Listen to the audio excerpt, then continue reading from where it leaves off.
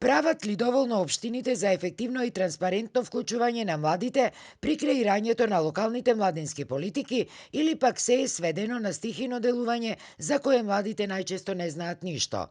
Дали младите се запознати со можностите кои што општините законски се должни да им ги презентираат на начин кој ќе биде достапен и препознатлив за нив?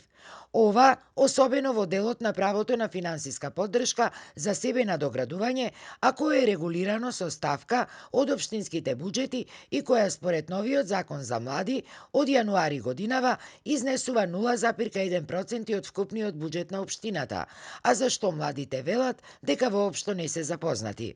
Тие сметаат дека општините повеќе пари издвојуваат за финансирање на пензионерските здруженија отколку за младите. Повеќе се финансираат пензионерски здруженија од што младинските организации или пак младинските индивидуалци кои што треба да се наградат за нивниот ангажман во определена област како истакнати. Во прилог на ова одат и добиените резултати од анкетирањето на млади прилепчани спроведено во изминативе 6 месеци во рамките на проектот Град пријател на младите.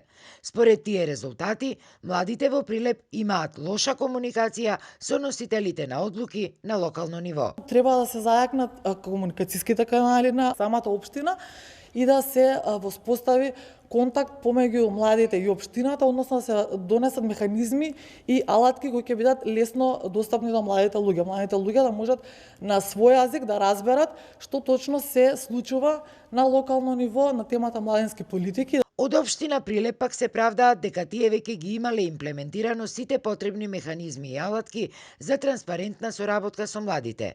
Ама младите биле тие кои не се интересирале доволно. Би апелирала да ги следат веб страната на општината и социјалните медиуми, значи Facebook страната на општината, каде што сите податоци, сите повици и се транспарентно секоја година се објавува. Меѓутоа, од Младинскиот сојуз, базирајќи се на добиените резултати од 6-месечното истражување, остануваат децитни во ставот дека општините мораат да создадат ефективен мост помеѓу себе и младите луѓе, не со декларативна, туку со функционална инклузија на младите при креирањето на локалните младински политики.